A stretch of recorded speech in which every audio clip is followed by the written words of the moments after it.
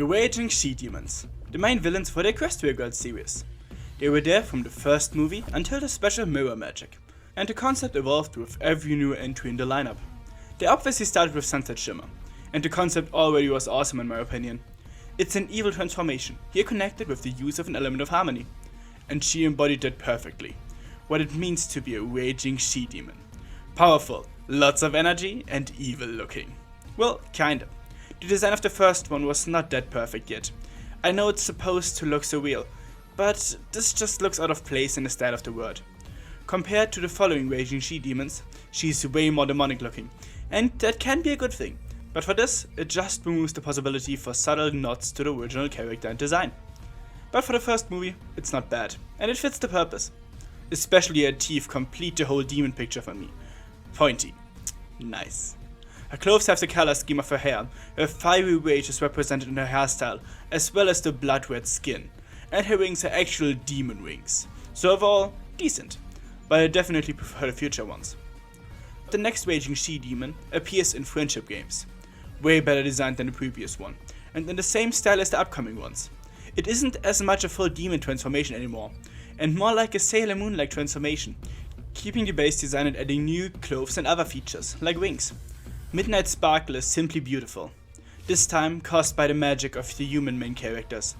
Out of Sci-Twi's control, the demonic bat-like wings have been replaced with actually feathery wings. This look reminds me of depictions of fallen angels, which is quite fitting considering that her intentions were pure, but the power corrupted her, making her fall from grace. To change to this style of transformation also connects it more to the main character's powers. Their ponying up is similar in style to this, just in a good way. Her design in particular is really awesome. The magic power on her head forms a horn to make her an Alicon in human form, and a pair of glasses as a nod to her normal design. Then there is her hair. Oh, gorgeous hair. It's waving like a flame. Magically shining and waving hair always signifies power in the MLP universe, like Alicons once they reached a certain age. It's clearly more thought out than the first one. The Equestria Girls movies got way better design and animation wise over the course of the show. Then there is Sunset, being the perfect opposite to Twilight in their transformations. The light that shines through the dark of midnight to save her. It's kinda poetic if you think about it. But she wasn't the last of her kind. There are still two more, immediately in the next movie with Gloriosa Daisy's transformation. But before we talk about that, we need to talk about Midnight Sparkle again for a second.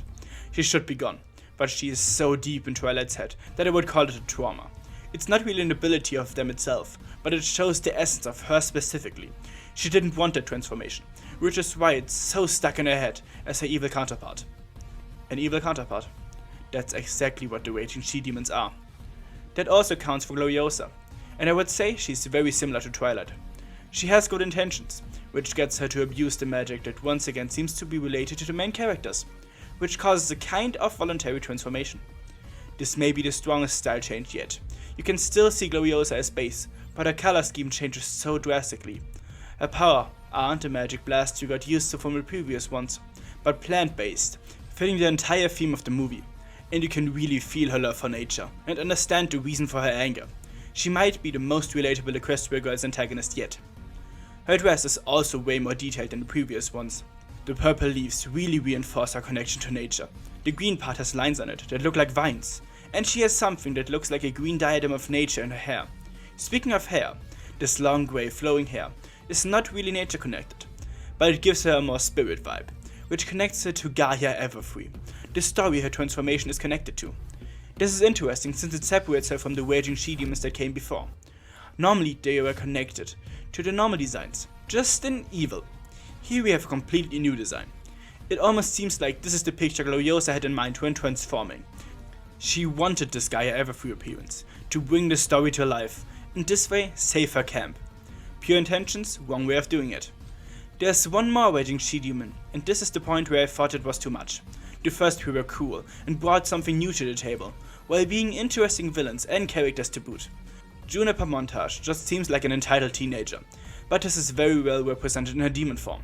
She is now a tall woman, after her perfect movie star vision, glamorous and beautiful. Well, at least she thinks so. Her outfit is as extraordinary as she is. Long, colorful, and shiny. It has also a star pattern on it. You get it? cause she wants to be a star. The one thing I like about this is that it is exactly what she wants. It's like a few words for Gloriosa. She became exactly what she had in mind while transforming. Her hair is still the same color, just the style and length she saw in the mirror. Other than that, she's just another try on the concept that has just been too much. Overall, I like the Raging She-Demons. They are fun antagonists with mostly good designs. They've got better over the course of the releases. The later the release, the more detailed the design, and the better the actual story. Not counting the last one. It had a really good design, but the story wasn't that good. They should have stopped after the third. They used that self-made trope for a little too long in my opinion, which is my only real critique point. I'm sure more critical people can find more, but I, as the I love everything guy, love the rest about them. But what about you? What's your take on the Raging She-Demons? Which of them is your favorite? What concept would you like me to talk about next? Let me know, like, comment and subscribe if you enjoy my content. Thanks to my patrons, especially to Windyberry, and until next time for the Bonies, Bonifellas, and bye!